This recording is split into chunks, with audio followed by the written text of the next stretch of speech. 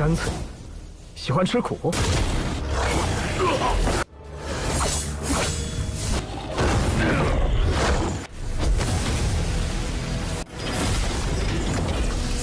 都给我醒来！扰人清梦。 Halo guys, welcome back to Kobe Movie. Dan wah, kita bakal melanjutkan Shihao lagi guys, yang bakal seru banget. Jadi di part ini kita bakal melihat Shihao yang melawan sosok kera merah suci yang sangat kuat. Dia tuh berasal dari dunia asing tetapi disegel gitu guys. Cuma sial, nanti dia bakal terbebas gara-gara seseorang. Siapakah itu yang membebaskan dia? So langsung saja kita masuk ke intro ya guys. Hehehe. Pada akhirnya tempat segel benih pun mereka hampiri. Mereka masuk ke dalam lalu sampai ke sebuah tempat yang ada kuil besarnya gitu guys. Dan terdapat semacam formasi yang menyegel tempat itu. Menurut Xian Ying, untuk mendapatkan benih langit surgawi, mereka tuh harus melewati gerbang yang ada di gunung itu. Jadi harus membuka pintu kuilnya guys. Para praktisi melancarkan serangan kuatnya, serangan besar terus menyerbu dibantu sama Xian. Perlahan tapi pasti, pintu kuil mulai bergerak dan keluar. Tiba-tiba Tukuyun menghilangkan serangan mereka guys. Lalu dia menggunakan darah emasnya, dialirkan ke sudut pintu tersebut. Dia merasakan memang benar kalau inilah tempatnya.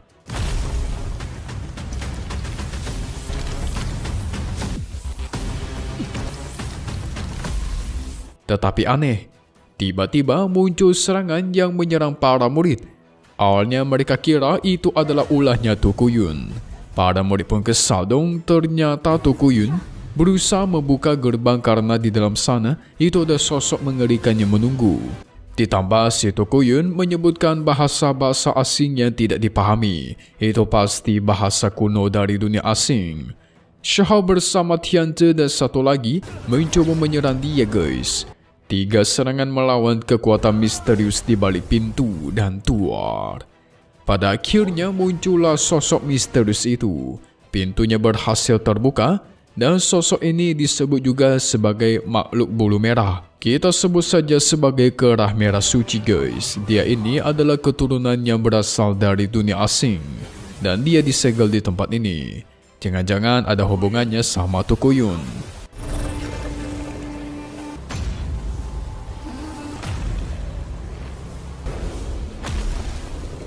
Tujuan Tukuyun sedari awal memasuki makam terlarang ini demi membebaskan binatang rambut merah ini guys. Sosoknya memang mirip dengan kera nih.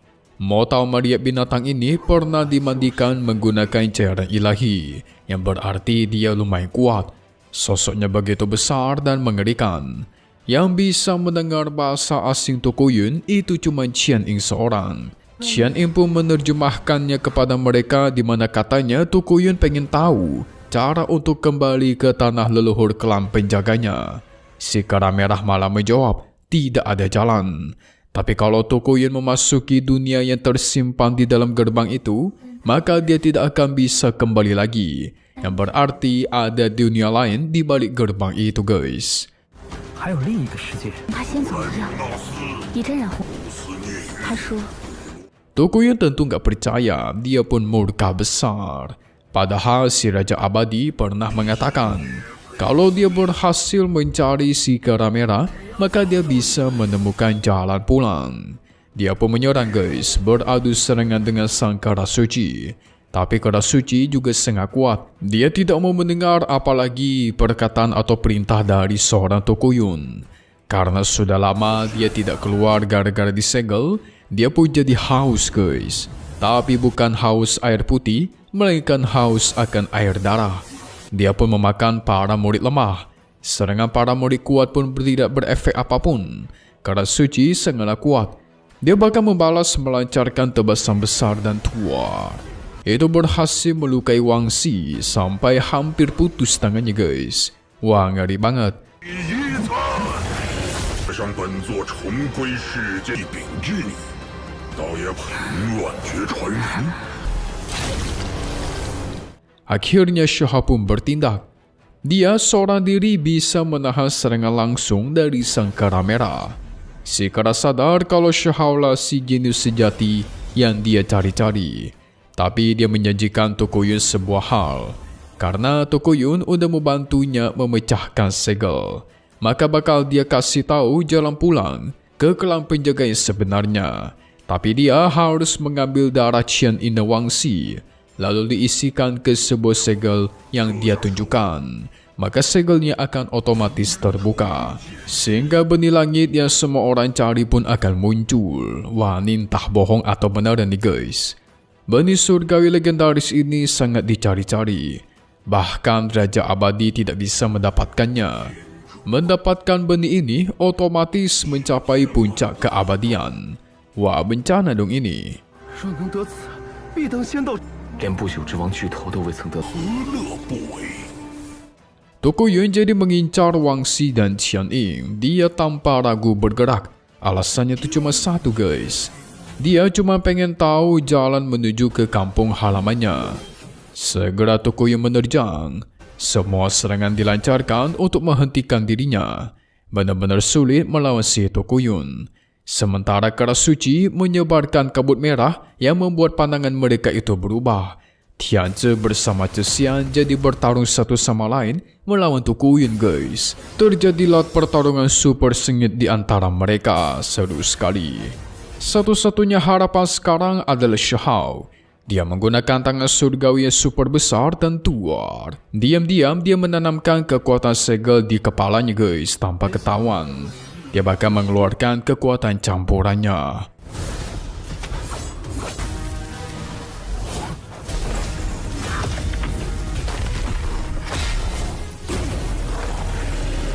Membuat kera merah mengamuk. Sang kera mengaktifkan kekuatan 3 bunga abadi. Ini adalah kekuatan domainnya yang disebut juga sebagai kekuatan darah nether. Di bawah domain ini, semuanya itu bakal dirubah menjadi darah dan makanannya. Dan muncullah darah dari tanah yang terus dia serap untuk memperkuat diri. Dia mencoba menyerang Xiahao tetapi langsung dihancurkan dan dipentalkan. Ini mudah sekali. Itu membuat si kera merah bingung. Ternyata Xiahao sudah menanamkan formasi pelanggar hukum di kepalanya guys. Itu membuat sang kera tidak bisa menggunakan kekuatan sihir, bahkan kekuatan hukumnya. Bingunglah dia ya kan? Kok bisa Xiahao menguasai teknik seperti ini? Harusnya ini adalah teknik milik sang raja abadi tertinggi. 小之王无伤大人称霸，火万法。 Gara-gara teknik itu juga, itu berhasil mematahkan pengaruh di kepalanya Zhexian, Tianzi dan Tokuyun. Wah, dan yang lucunya, si kera suci menjadi kecil guys. Itu adalah tubuh aslinya. Tubuh raksasa yang tadi cumalah proyeksi buatan. Gara-gara Xiahao menyegel kekuatan sihirnya dan kekuatan hukum, dia pun jadi nggak bisa menggunakan teknik aneh-aneh. Hahaha, jadi monyet kecil dia. Xiahao tidak membiarkannya kabur. Diseranglah sampai masuk ke dalam tanah. Xiahao juga memanggil sosok raksasanya. Dia tinju sekali lagi sampai terpental jauh. Diteruskan dengan ribuan serangan tanpa henti. Benar-benar dibantai habis-habisan sama Xiahao kita guys. Masih sempatnya si kera mengatakan ingin memakan Xiahao. Aduh, kau tidak akan mampu. Sekarang pun udah gak bisa melawan tuh. Tinggal Xiahao tebas saja kepalanya. 好熟悉的套路，也太猛了吧！欠打！本座要生胆。 Xiahao mengeluarkan pedang petir terkuatnya. Dia ingin menyelesaikan pertarungan ini. 10 pedang raksasa pun menjadi satu. Itu beradu kekuatan dengan sang kekuatan kera suci. Dia masih berusaha bertahan.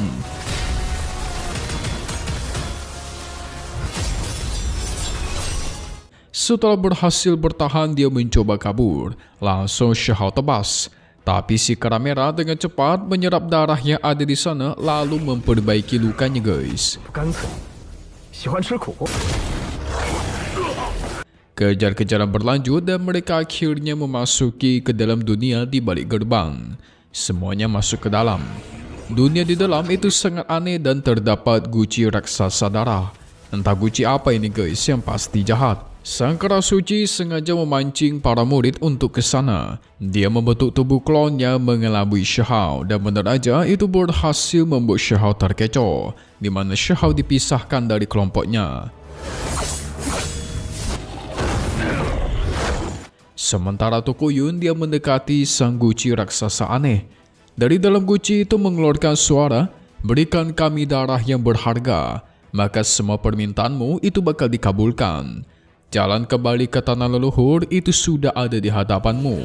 Nah, inilah harta yang dikasih unjuk sama kera suci tadi. Shihao pun datang dan memperingatkan jangan melakukan hal itu karena tidak ada jalan kembali. Dan muncullah kabut pelangi yang membawa Tokuyun ke sebuah ilusi. Di dalam ilusi itu, dia melihat sosok ibunya yang mengajak dirinya untuk pulang. Wah, itu mah dia dipengaruhin guys. Auto makin pengen lah dia buat melakukannya kan. Darah emasnya diambil lalu diteteskan ke guci raksasa. Seketika suara dalam guci itu mengaum keras. Mereka sangat haus darah dan meminta lebih banyak lagi darah berharga. Jadi darahnya Tokuyun emang sangat langka dan berharga guys karena darah emas. Muncullah guci kecil yang menyebarkan hujan darah iblis. Tetesan-tetesan hujan itu menumbuhkan tanaman merah yang memancarkan energi buruk. Dan muncul juga jiwa-jiwa prajurit yang keluar dari dalam guci raksasa.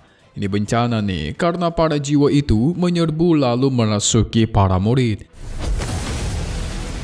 Lalu setelah itu para murid lemah langsung dikendalikan dan digunakan darahnya untuk disalurkan ke si guci raksasa. Dan mengincar darah semua orang di sana untuk bangkit guys. Shihao mencoba menyadarkan para murid, dia harus bertarung melawan para jiwa prajurit masa kuno yang sangat mengganggu.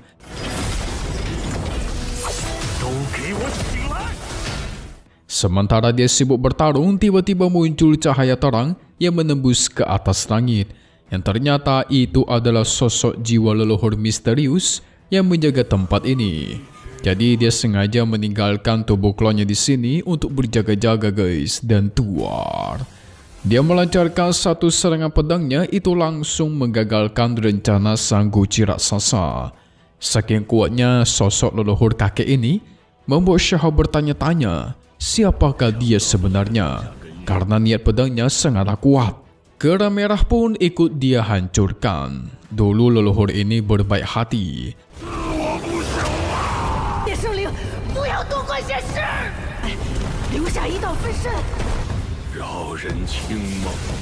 Masih membiarkan guci raksasa bisa hidup ketika perang. Tapi tampaknya semua itu hanya bakal jadi penyesalan. Dia pun kembali menyegel si guci raksasa. Karena dia pengen menjadikan si guci agar menjadi sumber energi yang membantu menyempurnakan sang benih surgawi katanya. Memang benar ada benih surgawi tersimpan di dalam guci itu guys. Tapi sayang si leluhur menyuruh semua orang di sana untuk pergi. Benih ini masih tidak layak untuk mereka dapatkan. Jadi jangan buang-buang waktu. Percuma aja maksud dia. Pergi dan jangan kotori tempat suci ini. Tokuyun bersujud. Dia mencoba bertanya kepada sang leluhur apa peran leluhur klan penjaganya di masa kuno. Si leluhur misterius hanya menjawab, mereka yang telah jatuh ke dunia manusia seperti dia hanya bisa menunggu sampai bencana datang. Jujur Mimin kurang paham nih maksudnya apa nih.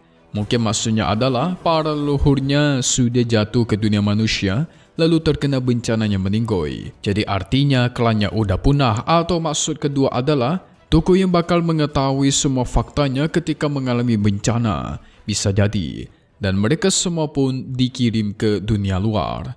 Yaoi kesal guys karena Tokuyun ini demi mencari keberadaan jawaban tempat tinggal leluhurnya dia sampai mengorbankan banyak sekali murid akademi. Tapi untuk sekarang mereka harus kembali dulu menunggu perintah lanjutan dari sang tetua. Setelah mereka pergi, sang leluhur misterius kembali muncul. Dia itu melihat guys sosoknya Shihao yang mendapatkan benih surgawi di masa depan nanti. Cuman dia nggak mau ngasih tahu dulu nih. Yang pasti dia cuma penasaran siapakah Shihao ini sebenarnya.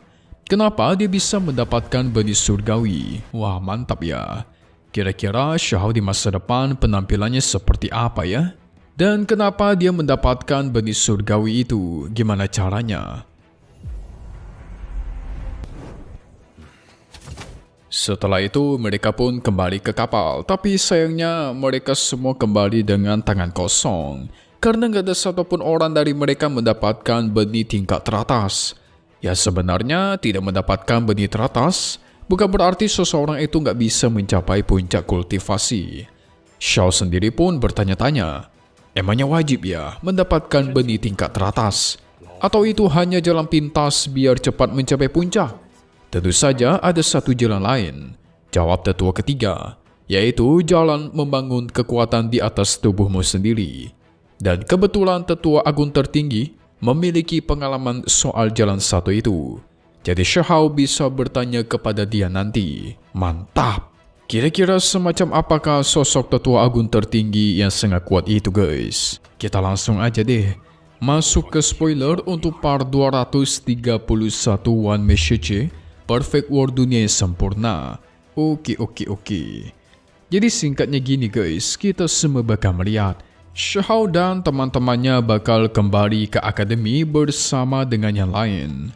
Dia mengumpulkan banyak sekali benih yang bagus, tapi entah kenapa langsung dia hancurkan di tempat. Mungkin kurang berfungsi dia, atau belum puas tidak mendapatkan benih surgawi. Nanti juga bakal muncul sosok misterius yang tampaknya sangat kuat nih. Rambutnya biru toska dan benar-benar berkarisma. Xiao akan bertarung melawan seseorang di akhir guys. Dia mengeluarkan semua kekuatannya seperti contoh kekuatan alam semesta. Ini keren banget, auto hancur Datu satu akademi karena kekuatannya. Kira-kira siapakah yang dia lawan sampai harus mengeluarkan kekuatan segitu besarnya guys? Kita tunggu lagi di part selanjutnya untuk Perfect World. Dunianya sempurna dan satu hal yang pasti, cuman di sini. Kobe Movie. Thank you buat kalian sudah nonton dan selalu support channel Mimin. Semoga kalian semua sehat selalu ya. Memang pamit undur diri dulu. Kita bakal ketemu lagi di video-video selanjutnya. Oke kalau gitu. See you guys.